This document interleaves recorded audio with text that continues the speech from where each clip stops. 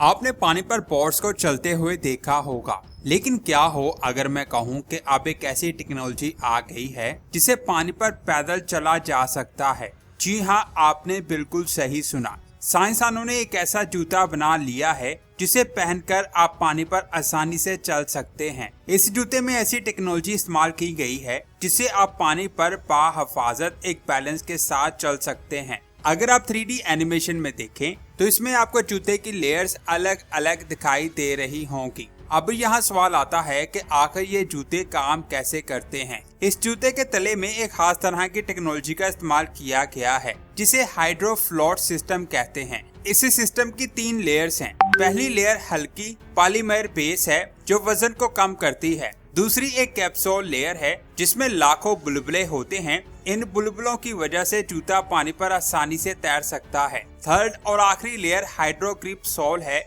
ये लेयर पानी की सतह को मजबूती से थाम लेती है। जब इन जूतों का एक्सपेरिमेंट किया जाना था तो किसी को भी यकीन नहीं था कि कोई इंसान इन जूतों को पहनकर पानी पर चल सकेगा, लेकिन जैसे ही इन जूतों को पानी पर पहनकर चला गया तो सबके होश उड़ गए, क्योंकि इंसान सच में इन जूतों से पानी पर चल रहा था। इस एक्सपेरिमेंट को कई बार किया गया और हर बार आसानी से लोग पानी पर चल रहे थे। ये एक बड़ी डिस्कवरी थी। इन जूतों को बनाने में कई सालों की मेहनत लगी है। शुरू में इन जूतों में लगे प्रोटोटेटस उलट जाते थे, बैलेंस बिगड़ जाता जिससे इंसान पानी में गिर जाता। कई बार नाकामी के बाद आखिरकार साइंसदान ऐसे शूज बनाने में कामयाब हो गए। इन जूतों का इस्तेमाल सिर्फ खेल या शौक के लिए नहीं बल्कि कई और जगहों पर भी किया जा सकता है। जब लोग घूमने के लिए पहाड़ी इलाकों में जाते हैं तो इन जूतों को पहनकर आसानी से झील पर चल सकते हैं। इसके अलावा सैलाब या डूबते हुए इलाकों में इन जूतों का इस्तेमाल किया जा सकता है।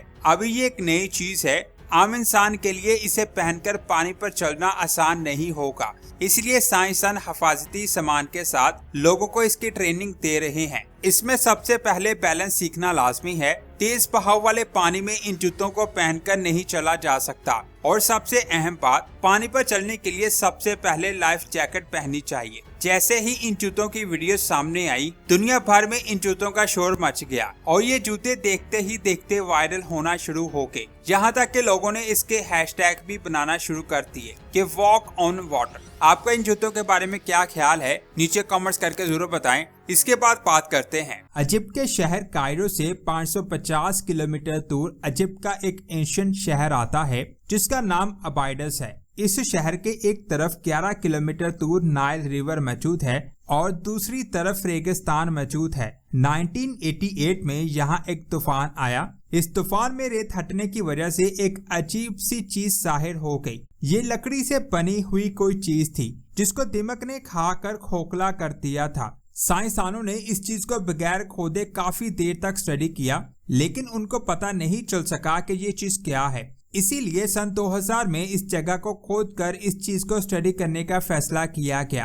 अब साइंसदानों के लिए इस जगह को खोदना बहुत बड़ा चैलेंज था, क्योंकि ये चीज बहुत कमजोर हो चुकी थी। एक छोटी सी गलती से ये पूरा स्ट्रक्चर तबाह हो सकता था। जब इस जगह को अच्छे से खोदा गया तो एक 70 फीट लंबी कश्ती बाहर आ गई। इस बोट को देखकर वहां मौजूद सभी साइंसदानों के होश उड़ गए। वो हैरान थे कि रेगिस्तान में ये बोट क्या कर रही है। अभी साइंसदान इस कश्ती के बारे में जानने की कोशिश कर रहे थे कि उनको 14 पोर्ट्स और मिल गई। हैरान करने वाली बात ये थी कि इन पोर्ट्स को एक साथ एक लाइन में रेगिस्तान में दफन किया गया था। इन पोर्ट्स को जमीन से बाहर नहीं निकाला गया, क्योंकि बाहर निकालने से इनके तबाह होने के बहुत ज्यादा चांसेस थे। इसीलिए इसके कुछ सैंपल्स को स्टडी करके ये पता चल सका कि ये पोर्ट्स 5000 साल पुरानी हैं, यानी गिजा पिरामिड से भी 500 साल पुरानी। लेकिन ये इंफॉर्मेशन काफी नहीं थी जिससे इन पोर्ट्स के बारे में पता चल सके। टाइम गुजरा